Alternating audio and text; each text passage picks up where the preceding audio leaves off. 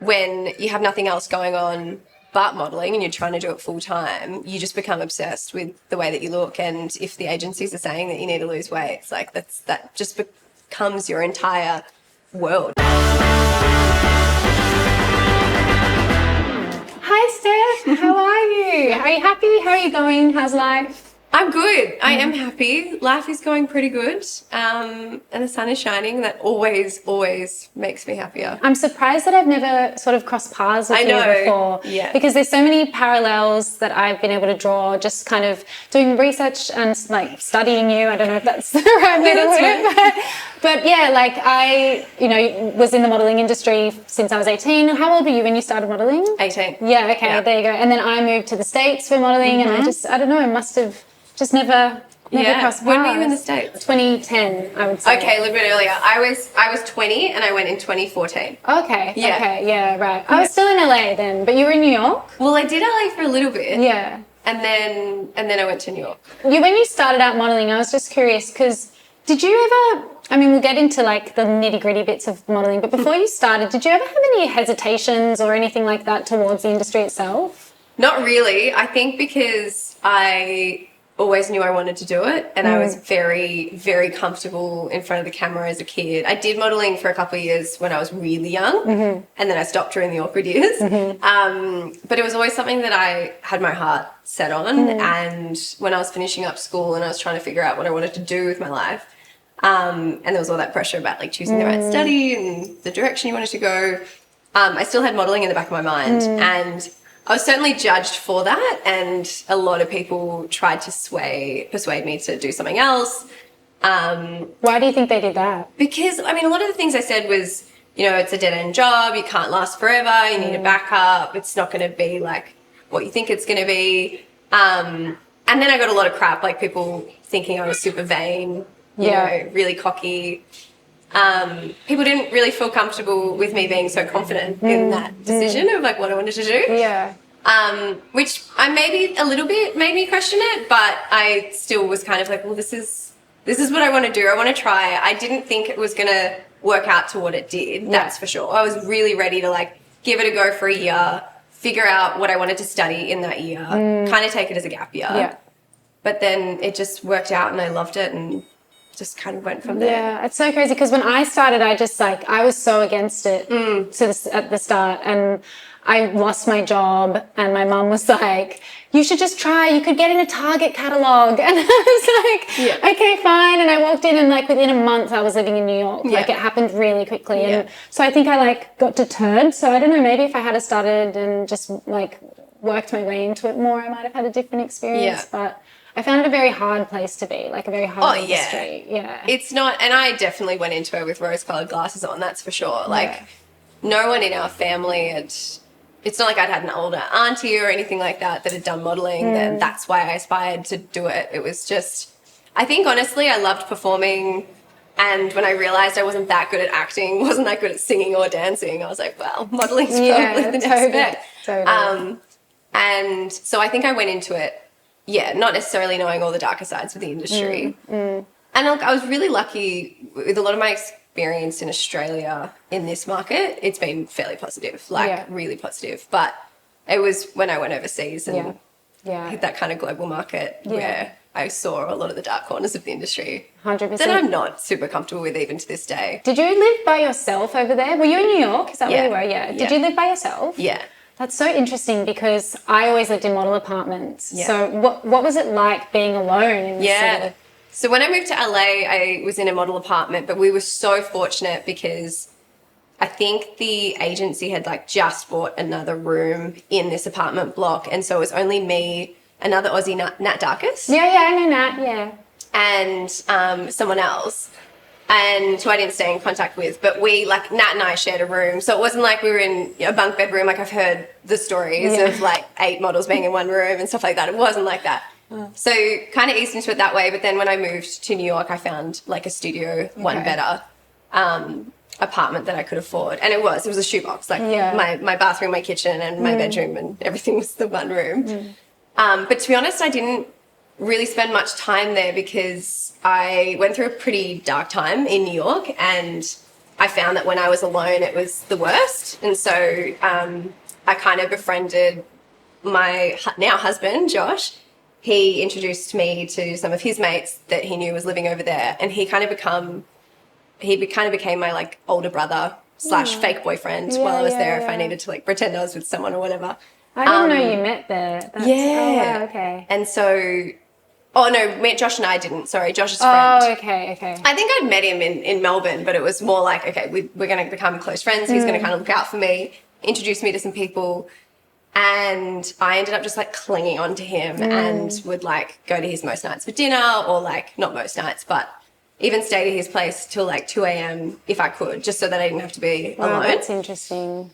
And it was because in that time, being over there and in the industry, and the agent that I was with wanted me to be a certain way, look a certain way, lose quite a bit of weight. I fell into a pretty shocking pattern with my eating and picked up a binge eating, just disordered eating patterns, and just horrible. And when I was by myself, it was the worst. Like I had zero self-control, and every night it would just, get to a really...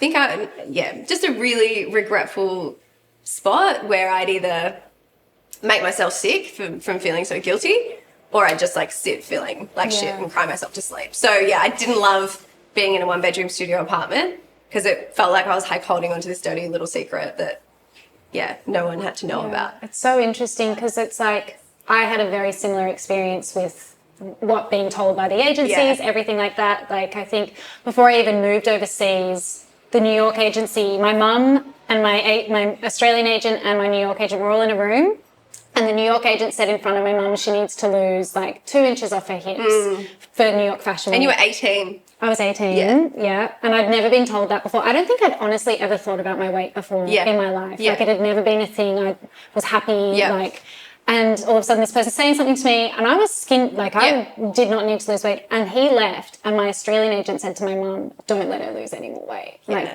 they always, had our backs a bit more, it felt, here than over there. But it's just so interesting. So then when you think about living alone, I don't know if it would have been any different though, because all the models in the apartment are being fed the same thing, and it's almost like this toxic environment where you pick up habits and stuff. You pick up habits, or you're comparing yourself to that girl, or she's got sent this casting, why haven't I been sent that casting? And I did feel that a little bit in LA. Like Nat was doing pretty well for herself, and then the other girl, she was honestly working every day or like shooting every day, and I was not working that much.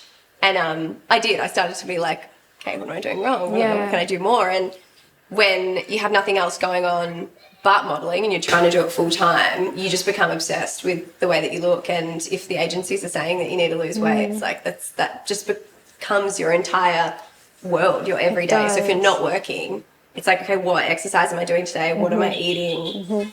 Everything revolves around because you're it. sort of in that like limbo world where if you're not working that day, you're like, I have nothing to do with myself because my friends and family aren't here. So I'm only going to be focusing on these words that I'm being constantly fed about myself. And then if I'm not working, then why am I not working? Because I'm not good enough, because I'm this, it's like. And I wonder for you, because it sounds like early on in your career, you got sent over there. So maybe it might have been a bit different, but I chose to go over because I was like, I had a really good couple of years under my belt here, great clients, good thing going, but I had my eyes set on some like international goals and clients.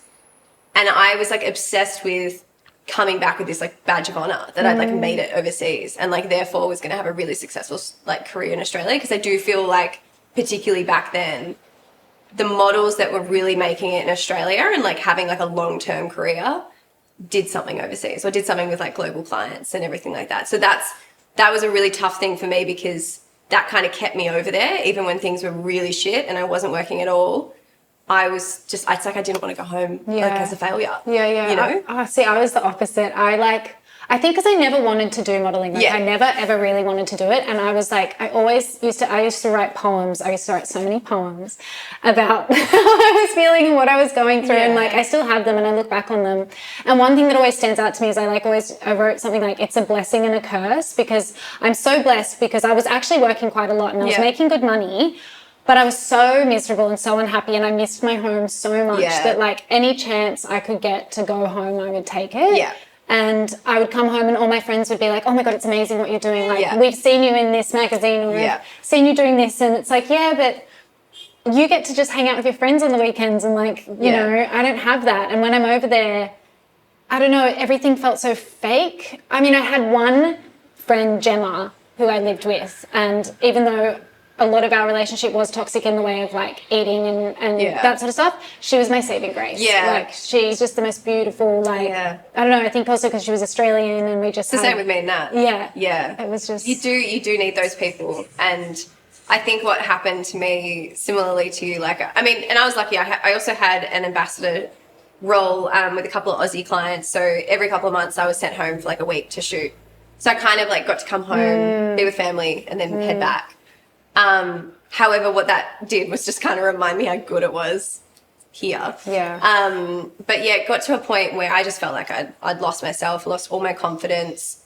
And my agent from back at home who's still my agent to this day, was just kind of like, don't feel like you need to be there. Like, we're happy to have you back. Clients are happy to have you back. Yeah. Like, and Josh was traveling around at the time as well, and he'd gotten home. So that made me really homesick. I was like, you know, I want to be with him. Yeah. I just want to be happy again. I want to feel myself again.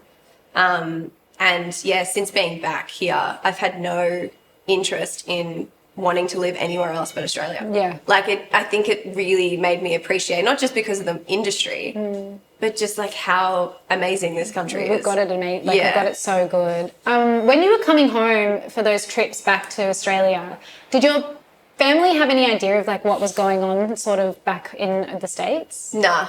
Yeah. And I think it was because I wasn't really sure who would be able to relate to what I was going through, or I was always a pretty big eater as well, and had a really quick metabolism as a kid. So my friends growing up, like, they always joked about how much like I could eat and stuff like that. So I think if I'd turned around at that point and was like, oh, I think I've got a problem. And also, and this is a big issue that we still have to this day, is that you can't look at someone's body and know if they're healthy or not, or if they've got disordered eating habits or not. You can't see that, right? I looked relatively healthy, in quotation marks. And so I think, I don't know how seriously they might have taken it, because I don't know how deeply I would have gone if I did start to open up about it, or how honest I would have been. And as I said, they were kind of used to me eating a lot, so like, I just don't know if they would have really understood. But once I did start to open up about it and realize that I wasn't so alone in what I was going through, which was also sad in itself to learn, then they started to really like be there for me. And they've been amazing, and family is an incredible kind of shoulder to have and support system to have, for sure. But I do think there's something in being able to talk to someone about it that might have gone through something similar, that just, I don't know, it's that bond. And that for me was Laura, like my now business partner and best mate.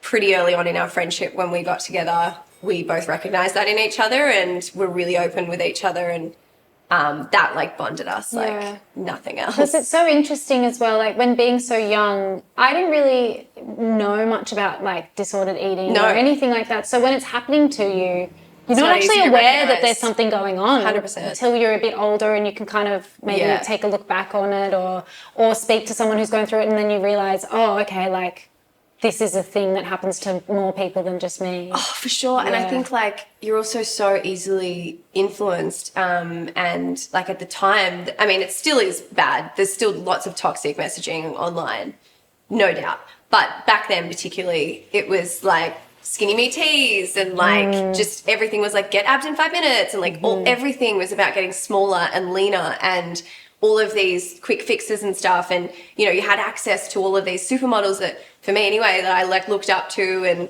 now I could see kind of what they were eating or what they were doing, and you just became obsessed with trying to copy that, and maybe following like 4 different diets at once, or like just trying every exercise under the sun. Or like, for me, my agent even told me at one point that my problem was that I put on too much muscle, so I needed to stop strength training to get my inches down. And so it was like, okay, this exercise type that I really enjoy, I now have to be scared of like putting muscle on, like not just... Isn't that wild? Because like it's actually, I remember, because what do you want? Yeah. You know, because Yeah. I remember I used to come in and like we'd go out and like I was doing it the unhealthy way where I was partying a lot. Yeah. And then just Yeah. like through whatever we were doing on those nights, I wasn't eating and I wasn't whatever. And then I'd come in and I'd be a shell of a human being and I'd be so thin and so frail and they'd be like, whatever you're doing, keep it up. doing it. I know. And I'm like, but I'm killing myself. Yeah. Like I'm like, it's not, this isn't sustainable. Yeah. And then there was one girl, I won't say who, but I was living with her and she ended up like fainting and like going to hospital. And then the agency, American, sent her back to Australia and they said, we can't work with you because you're too sick. But the reason she's gotten so sick is because of all this shit that they fed her. Like, yeah. I mean, like I was getting measured twice a week. They took me off the books at one point when I first got there because they were like, well, when we signed you last year, because I did one of those kind of like tours to like meet agencies before I moved over. And I was 19 when I did that. I was also a really late bloomer. So I honestly think it was me just kind of progressing into what is now my more womanly figure or whatever. Because I did generally finish high school with like quite a childlike body. And so, yeah, they were like, you've put on weight like since last year. And I'm thinking in my head, like, have I? I didn't even realize that. Or like, I'm not doing anything differently. But I was so keen to make it work and so excited to be there. So I was like ready to just do whatever they said.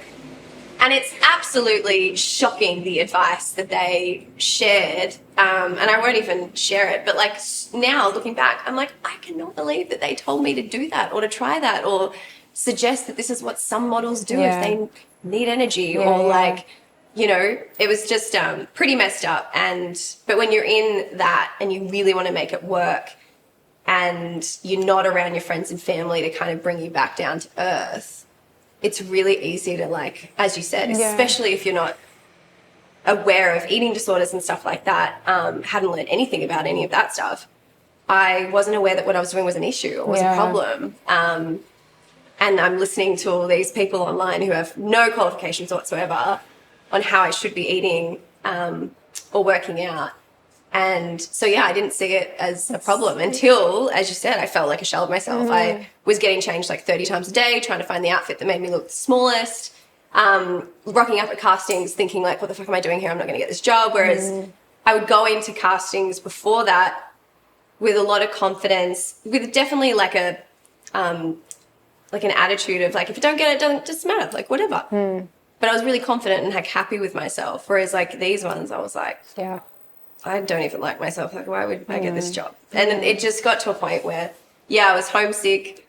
I recognized that my relationship with exercise as well, that was a big one because for me growing up, I loved team sports. I loved athletics. Like I was a very active young person. And for me to then be looking at it in such a way that like specifically changed parts of my body or like to look a certain way, I started to hate it. And like, that was just shitty. I missed just wanting to move my body for the sake of enjoying it. Totally. And just to love yourself and like, I don't know. Sometimes I think about the people who said all those things and I'm like, I can't believe they were able to get away with. I know. And I don't know if it still happens. Probably. Yeah, I mean, probably. But it's just like, how can there not be regulations? Or I don't really understand, you know, because what it does mentally to so many young women and men, like not just, you know, I know a lot of men who are in the industry that have, and that must be hard in itself because at least, I mean, not at least, but as a woman, it's sort of... It's less taboo to talk about now, at least. Yeah, exactly. Whereas as a man, if you're struggling with something, and there are men that are like, you know, they fall into either the like really skinny sort of that runway look or it's the Sports Illustrated very whatever. Yeah, which takes a lot to maintain. Which also can be just as unhealthy if you're not taking care of it. But there's nothing that, I don't know, it just blows my mind. And like when I think about those times, you know, if someone said things that they said to me now, I would have it in me to be like, you can't speak to me like that. I know. But we were children. Like you think, and also when you're 18 years old, you think you're so grown up. Like I remember thinking I was like, I had it all together and whatever. And my mum had no idea what was going on over there. She was just so stoked for me to be able to, you know, make money and make something for myself. But yeah, it just blows my mind that they were able to. And it makes me so angry when I think about it. I know. So you actually posted a video on YouTube kind of talking about it. You hadn't spoken to your friends and family before you did that? Yeah. So it was the first time I kind of opened up publicly about the habits that I'd kind of built and the way I felt about my body. And I think the reason I did it, I'm trying to remember who I had. There was a couple, like a really small handful of like friends and family that I had spoken to, but probably not in depth. Again, just being afraid that no one would understand. What sort of things did you say? Do you remember? Like what on the YouTube video? No, like when you had spoken to a few friends and family, like to start that conversation, like how did you? I think I just said like my trip overseas wasn't what it seemed. Yeah, okay, I started to just be a little bit more open about like my experience with the industry over there, and so I didn't go into detail of like habits or anything like that. But I was like, yeah, I felt like shit. Like I was so happy to be back. I remember like my first client back. You know, they had like sandwiches and chocolate and like croissants and everything on set, and they were like encouraging me to eat and kept asking if I needed a snack. And I was like, whoa, what? Like, just because it was just a warmer, in my experience again, both from my agent and from the clients that I had. And that's the other thing is like my clientele, especially back here, like I was swim and sport mainly. And so I did a little bit of fashion, but I didn't do anything high end. So like, I think when I went over there to the States, they just wanted me to tick all boxes. Yeah. And yeah, it took me a while to realize that's not even what I want to do, let alone live my life like this. So yeah, coming back was the best thing I did for my mental health. And it didn't mean that, you know, the second I got home, those habits were gone either. That took time. But I think once I opened up about it on that YouTube video, I was inundated with messages from people, not just in the modeling industry, just community members and followers, saying like, I think they were surprised, but also really relieved that someone that they had looked up to or aspired to be had their own struggles, you know, and not that they were happy to hear it. You're obviously it just devastated. does make you more relatable. 100%. You know? And it's just like everyone has their shit. Like everyone goes through stuff. You can't look at someone and know how mentally well they are or how physically well they are. And so that was really eye-opening to me as well, because it meant that I could start using my platform and just be more honest and open and know that, like, sure, there's not everyone on the internet that's welcoming of that, but the people that I really wanted to connect with, that it was making them feel seen and less alone. And then that became like really important for me to help others, but also continue to help myself and be really open about my journey. I wonder if you hadn't have made that YouTube video, what, like, if things would have been different. I don't know. Yeah. I don't know, but it did. It's interesting because some friends brought it up with me, and then others, I think they didn't know how to tackle it, didn't know how to. And I don't, like, that's fine. Yeah. I don't think you need every single one of your friends to understand a struggle that you're going through. You just need those, like, Yeah, 100%. You can't, I mean, there's going to be lots of things that you can't relate to for your friends, but as long as you're there, you know, and showing up, like, that's the important part, for sure. Do you think when you, after kind of coming home after all that time and, you know, you say, like, it wasn't like all those problems went away. Are you now in a place where you don't have any of those thoughts anymore, or do you find that it still sticks with you a bit? So I remember someone referring to it as food noise, and it's just like those voices in your head or those thoughts in your head that we've either picked up from, you know, past habits that we've had or something we've seen online about basically overthinking food.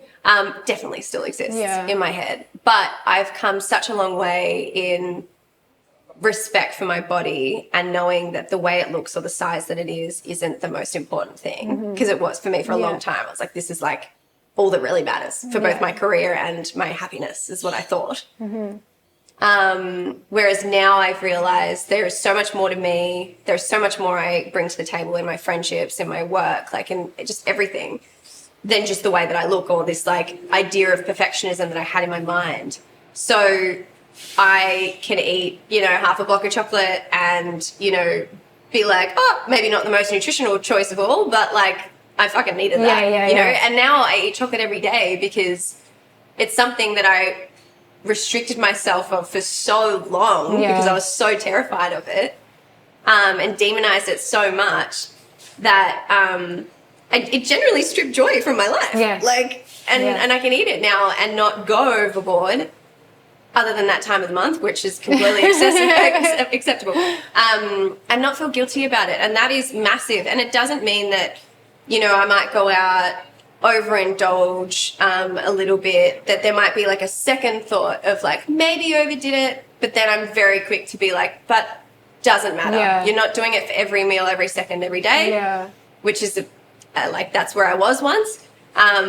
So don't stress. Doesn't mean you have to go hard at the gym tomorrow. Like, those habits are gone, Yeah. but the thoughts are still definitely there. Yeah. So, and it's just like those things also rear their heads when I find that there's something else going on in my life. Like, I might be overwhelmed or really stressed about something else. So it's like anytime I'm feeling particularly fragile, those thoughts can be a little louder. Yeah. But you just become quicker at seeing through them. Yeah. And like, you have your tools that work for you to work through them. And, Yeah. But it's a journey. It is a journey, Yeah. knowing that it's like, I think it's this thing being like, my self-worth isn't based on like my physical Yeah, appearance. the measurement of my hips. The measurement of my hips, Yeah. honestly. Yeah. And like, if I'm like, thank you to my body for being happy and healthy Yeah, and like carrying me exactly. through the day. Exactly. And I mean, we'll get to it in a bit, but like, you know, your body gave you your baby. Yeah, Like, yeah. you know, and like- it's wild. Like, I had respect for my body before that. Like, I built respect for my body before that, but the respect that I have for my body and women's bodies in general from having a baby is like fucking wild. Yeah. Like, it's so fascinating to me, and that is like the utmost important thing to me now. Yeah. Is just the way that it functions and the health that I have to be here as long as I can now for him. Do you think if you had a daughter, or maybe even your son, like you would let them go into the industry? I get this question, and it's a really hard one for me because there is so much that I don't like about the industry, and there is still so much that needs to happen. It's definitely come a long way since I was like full-time in the industry, but I still know that there is absolutely still problematic things about it. So I think however, I was really like strong-willed and like my dream was to do it. So if I had one of my parents like fully pushing back and just saying no, I don't think I would have listened anyway. Yeah. But it did mean a lot to me that they had the support because they knew how passionate I was about it, right? So I think for me it would just be, I've had the experience now, so I know what it's like, and I would not hide any of that. Like, I think I would just be very open about what it is like, the reality of it, and just really ensure that whether it's Harvey or if I do have another child, that they know that if anything is ever, like if they're never feeling okay or if there's something going on, that they have options and choice. And that, you know, that's just what I would ensure, that they are equipped with all of that knowledge and background before making that decision. And knowing and being like, talk to me anytime you're feeling like anything. And I feel like because I've been through it myself, my radar would be pretty strong on like if there's something not quite right going on, even if they weren't telling me something. So yeah, if they were like, this is like my dream, I really want to be able to do this, please support me, I don't think I'd have it in me to, only because I know how strong that feels. Yeah. But yeah, there's no way I'd let them go into it blindly. What was the best thing that you took away from your life at that time, do you think?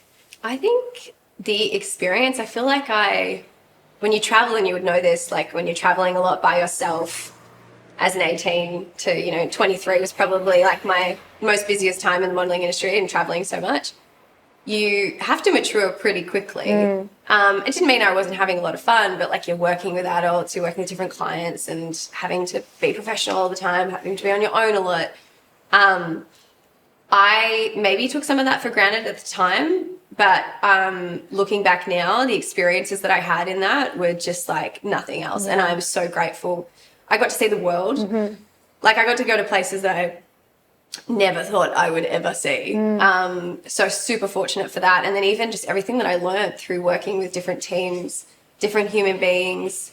Obviously now in the business, like with Kick, and having the background on like how different things are marketed and like how like different communities respond to different pieces of content. All that stuff is what I've learned from being thick in the industry. Yeah. So I'm super grateful for a lot of my experience. As I said, like, that experience in the States was not my favorite time of the industry, but there was a lot of highlights, like a lot to the point where I do not regret my time in the industry. I do not regret my choice of wanting to be a model.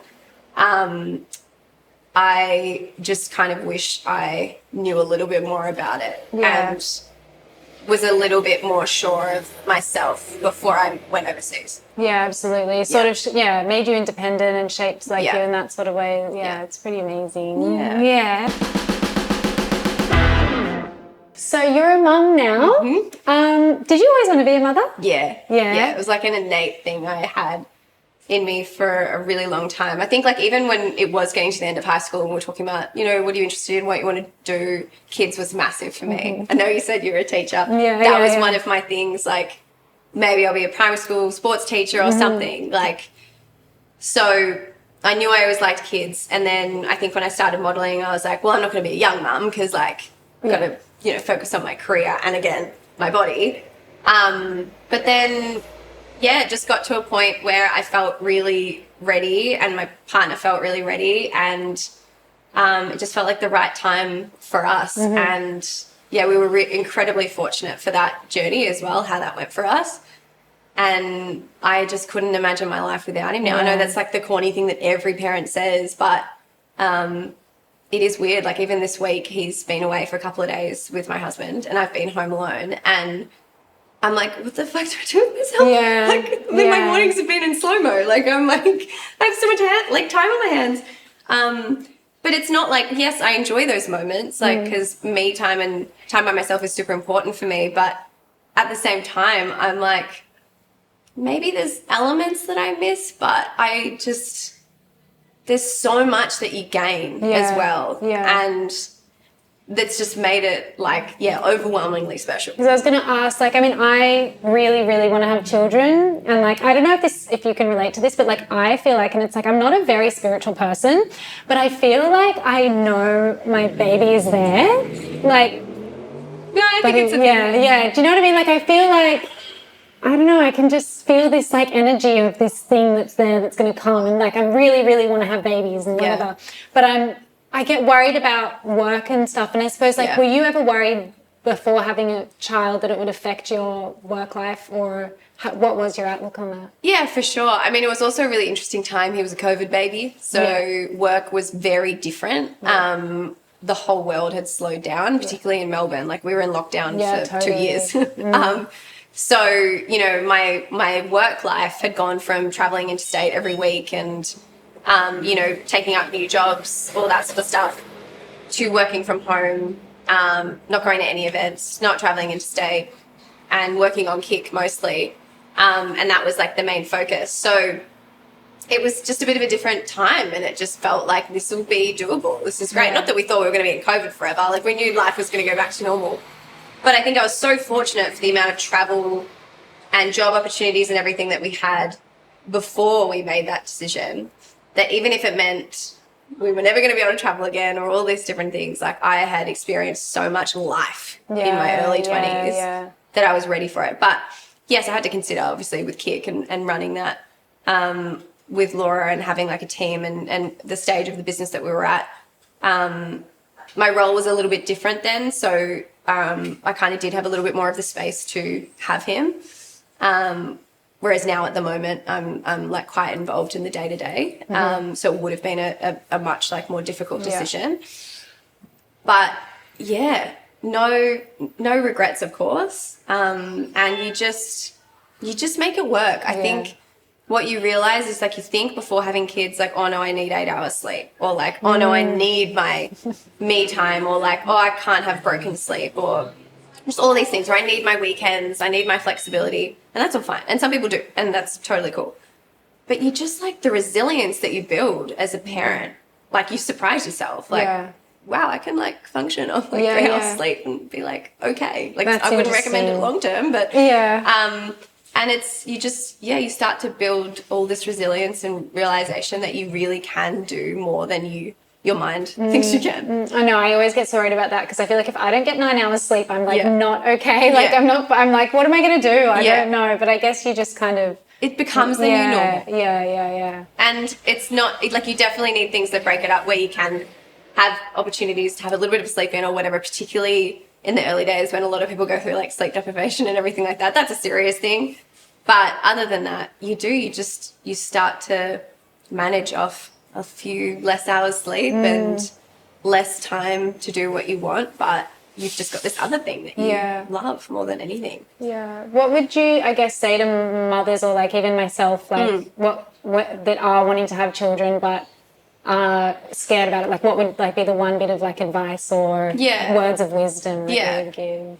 I think try your hardest to forget about societal like pressures and standards and everything that we've been told growing up, that like if you're gonna have a baby, you'll be the stay-at-home wife, and your partner, if you're in a heterosexual relationship, is the one that's gonna work. Like just throw all that out the window, have those honest conversations with your partner, whether you're in a same sex or not, and like just have it like quite equal. What's gonna work for your family, financially, mentally, emotionally? Because for some people it's a very obvious financial decision, like who's going back to work.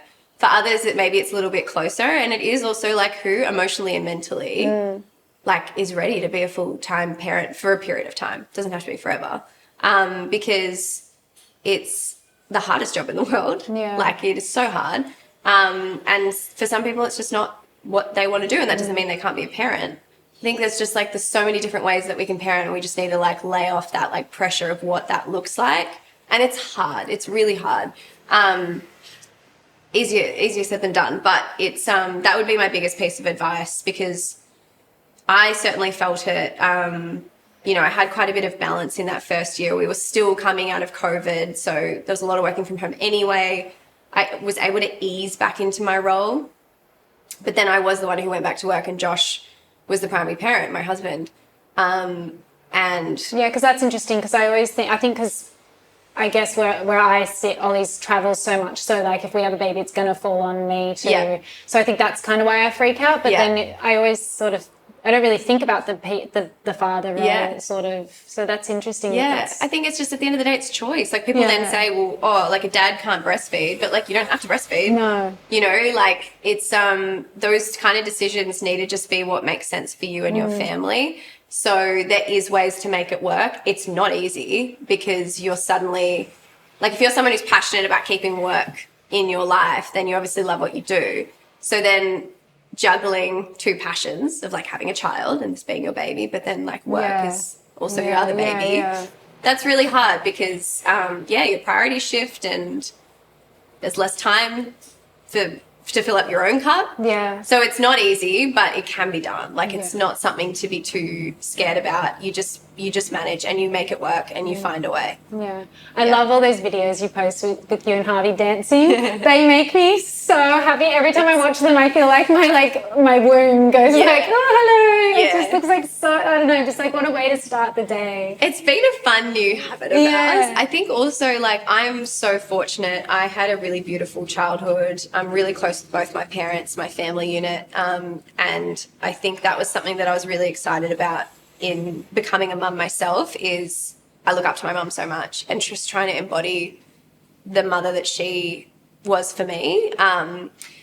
And just having that like fun, light mood with him and dancing with him. And I'm really hoping he becomes a mini me, in that like I used to sit my family down and like dance for them and like all that sort of stuff. Loved Disney movies and all that. So I feel like I'm like trying to encourage that on him, but it's just so fun, because I feel like it's taking me back, and it's letting me embody that inner child as well. Yeah. Like I've always been really creative. I loved drawing growing up. And it's something that I don't necessarily do that much. Don't really have a lot of time for it. But with him, I get to just stop, put my phone away, and draw with him, and lose track of the time, play with blocks. Just, I don't know, just embody those things where life was really fun. Yeah. And you You didn't like have all get to these see stresses. get to see the world through like his eyes. Simple. Like, yeah. You know? Totally. And really, and it's funny, like I'll be walking by myself now, and I'll be like, oh, a fire truck. Harvey's not there to enjoy it, but now I'm noticing, you know? So I think that's really beautiful as well, is they remind you like of what's really important to you, and the really little special things in life that we probably take for granted. Yeah, absolutely. Yeah. So your business, Kick, Yes. it has such a strong focus on like healthy living and self-love and self-care. What kind of fuels you the most when you wake up every morning to kind of continue and work towards your goals and everything? It's the community. Yeah. I think, as I touched on earlier, like going through something like what I did, and obviously bonding with Laura on that, that was the whole reason we started Kick in the first place.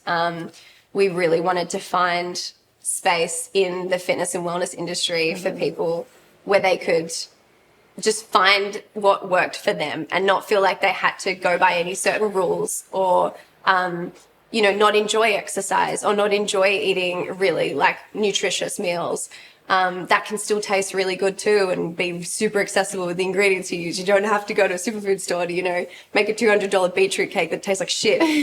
So it was like really just trying to bring things back to basics again and allow people to focus on what made them feel good rather than looking a certain way.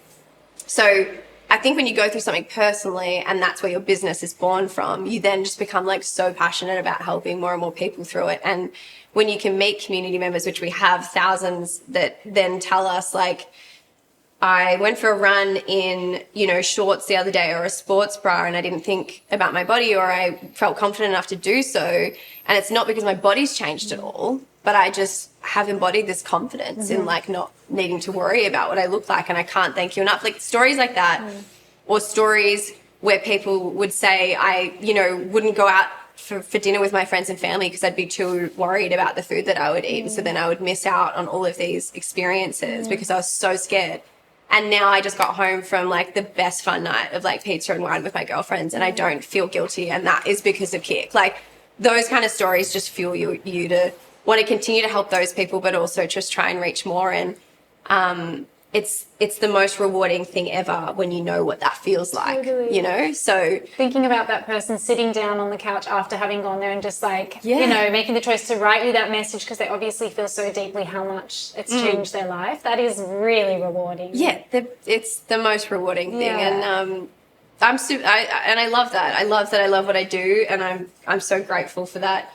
And I feel like there's just still so much more we can do. So that's what gets us up every day. And anytime we get to connect with them in person as well, like I'm all for our events and everything like that, because you get to hear those stories, not just in a DM or a nice email. It's like face to face. It's a real person in front of you. Yeah. I think some of the most special ones we've had are from mums, and because I don't know what it is. I think when you hear that you're doing a good job from like a mum and they trust what you're saying and doing and putting out there for their, daughter, that is like, I don't know why, but that just like trumps everything and just makes you feel so good. So it's a very fulfilling and rewarding job for sure.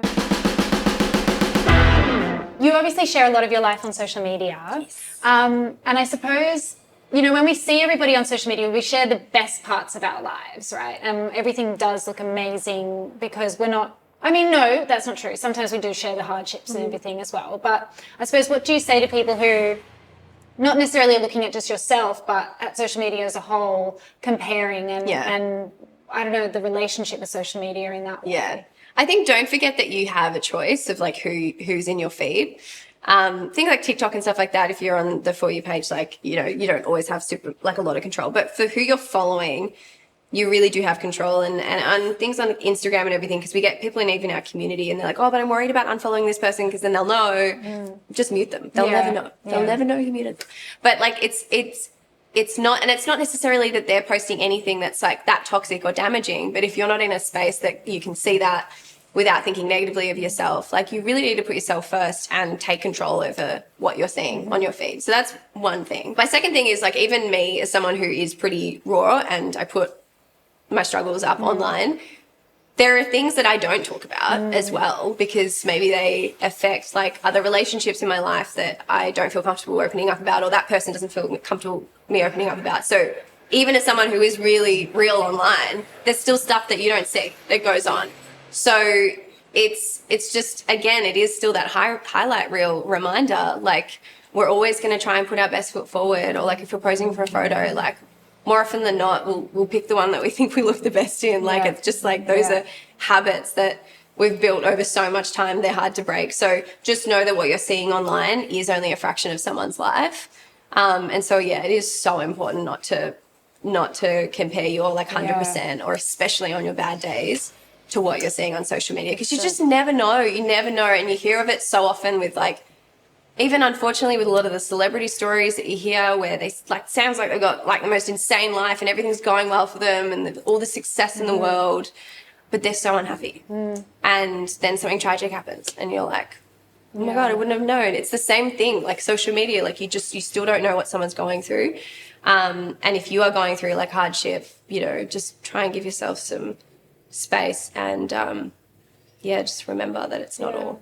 I know. So I read somewhere once, it's like you could get given like the best house and all the money and whatever, and you could be put in this position, but you're still at the end of the day going to be yourself in all of those riches and whatever. So like, it's kind of more about focusing on how do you just love yourself and like, because you could have, like you say, like you don't know what anybody's going through. As long as you, I think, put the phone down and walk away from it and just kind of do whatever it is, maybe take yourself on a date or whatever, to find that self-love and self-value, I think is so important. And I think people, I don't know, being best friends with yourself and learning how to, like, I don't know, I think I'm really lucky because Ollie does travel so much that I spend a lot of time on my own. And having worked overseas as well, I've spent a lot of time on my own, and just being able to, become my own best friend, I think is really important. It's really important. And then when you do see things online that we all compare ourselves to everybody, I definitely do. I think I always try and take that step back and be like, oh, it's not about that, it's about loving myself first and everything. And I do also like there's times in life where we feel like, oh no, I've taken 10,000 steps backwards or like I'm at my low point. But it is also really important to acknowledge even the littlest wins. Like you think back like 5 or 10 years and like what your goals or ambitions might have been or whatever, and being able to acknowledge those kind of milestones that you've had and celebrate those, because there would have been a time where you would have dreamt of that and now you've had that, you're just looking at the next thing. Yeah, it's true. So it's just acknowledging that as well. I remember like I used to keep a diary, especially when I first got into the industry, and like seeing the little wins that I had in that diary. I think back and I'm like, oh, that's so sweet, that's so cute. But I love it because it's like, it reminds me, it's keeping me super grounded of like how grateful I am for where I am now, which is somewhere I never would have imagined I'd be. But just remembering that those things were still huge. Those things were still super special. So even if that was like the furthest I got or whatever, like acknowledging that. So I saw your TikTok post the other day and you said it was something like me losing the weight of other people's opinions or something. And I was just wondering how you do that. Like, how do you try and like shake off other people's opinions of yourself? It's a journey. I mean, so I think when I was younger, I was really, as I've said, really confident in myself, really knew what I wanted to do, who I was, and was pretty happy to project that. I could kind of cop people's judgments because I didn't really care, I suppose. Early 20s, that stuck around until I lived in New York. Then suddenly I really became aware of everyone else's opinion of me. And then also as my social media following grew, that was also, I've got all these like thousands of people in the world like weighing in on my life. It's really hard to ignore. And then I think also as you get older, like I feel, especially in our late 20s, we're like really discovering who we are. What do we actually want in life? Like, who's your real friends? Like all of that stuff. It's a really heavy time, and it's a really easy time to kind of fall into that trap of like, oh, that person think I should go in that direction, maybe I should, and being influenced with certain things. But I feel like, I don't know, it's like been this pivotal moment, and I don't think it's turning 30, but it has been since I turned 30, that I've been like, I really want to embody that, 18, 17-year-old Steph that had all the confidence in the world, sure, was incredibly naive, but had a lot of confidence in who she was and what she wanted. I want to embody more of that energy because I do deep down inside, and through journaling and a lot of therapy and stuff, I do know what I actually want.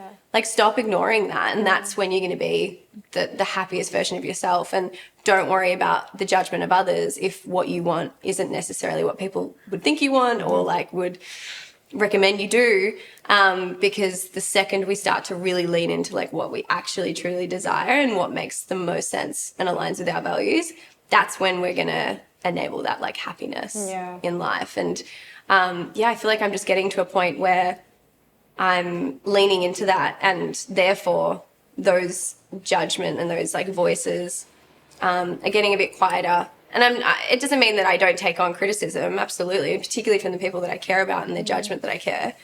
But it just becomes less important and less it's like irrelevant. Yeah, totally. I know. And it's like the people who matter, like they, as long as they love you and think the world of you, then it doesn't, who cares? Everybody else is sort of, you obviously want people to think you're a nice person. Oh yeah. I definitely don't like walk through the world thinking you do anything, like as in, and be rude or anything. But yeah, it's just, I think for too long, I was like scared to put forward what I wanted which is weird for me because innately, like, and growing up, I was not that person. I was very much like, I don't care what people think, this is what I'm going to do. So it's been a journey for me to, get back to that. Yeah, I know. I think I was the opposite. Like, I really cared what people thought about me. I never even would want to post my modeling stuff or anything. Like, I was just like, oh, people from high school think, what would they think? This. And then I started TikTok, and I really hated when people I knew saw anything that I did on TikTok. I just was like, oh my gosh, they're going to think I'm so lame, like posting on TikTok. And then, I don't know, something just happened, and I was like, actually, the only person I'm hindering is myself. Yeah. Like, me not sharing and not doing something because I want to do it because I'm scared of what other people think. Yeah. The only person that's, like, hurting is, like, me. And for sure. Someone might think something bad about me for a minute, but then they're so focused on their own lives and their own self that they kind of go back to doing that. And, And honestly, I think anyone that has a bad word to say about anyone that's putting themselves out there is just envious that they don't have the confidence to do it themselves. And I don't mean in the specific, like I'm not saying people that, might judge you for putting a TikTok up, want to be a TikToker. Yeah. But it's just that they're jealous of how confident you are to be able to do that. Maybe there's a job that they're holding themselves back from or whatever it is. And they envy that confidence. I reckon that's where it comes from. Which is kind of really like sad. I find it really sad because I just wish that everybody had the confidence to kind of be themselves, definitely, and like what we could achieve if we just I know didn't care and embraced everyone and stopped cutting other people down. I know. So I got some fortune cookies here. And these are just questions that are kind of submitted by viewers and generic. Okay. Yeah. Cool. I haven't had a fortune cookie in a really long time. Oh, yeah. They're yummy. What is the most unusual thing you've ever eaten and did you like it? Oh, my God. I love this. I've had, like, crickets before, like fried bugs and stuff. I can't say You didn't enjoy would order it again. Where were you? I was in China, and it's not that it tasted bad. It was actually like quite crunchy. Honestly, it was like eating a prawn head or something like that. But I'm not rushing back to it. What about those? They're making like patties now out of bugs. Have you seen that? I have not seen that. Yeah, I don't think that would be for me. No. It's like, I think it's like made out of crickets or something. Oh, God. And it's, I guess, because it's really sustainable. Yeah, well, yeah. Because there's a lot of bugs in the world. That's true. Protein. Yeah, exactly, the protein. So it's like for, I guess, vegetarians that are comfortable with eating bugs. Yeah. Yeah, fair enough. My dad always said that, like if a bug or something was in my food, he'd be like, extra protein. Yeah, 100%. Okay, but no. Well, thank you so much for coming in today. It's been such an awesome chat. Yeah, you too. Yeah, I don't know. Just so happy that I got to meet you. And, yeah, same. I honestly, I've been following you for a while on TikTok and I love everything you put out there, especially I think when you reflect, because we're so similar in age and as you said, like similar journeys, but when you reflect on like just being a millennial and reflecting on things, I'm like, I feel seen. I know exactly what and I think this is the coolest thing ever. So it's been an honor to be on. Well, thank you so much. Really appreciate it so much. Cool. Thank you. Well done.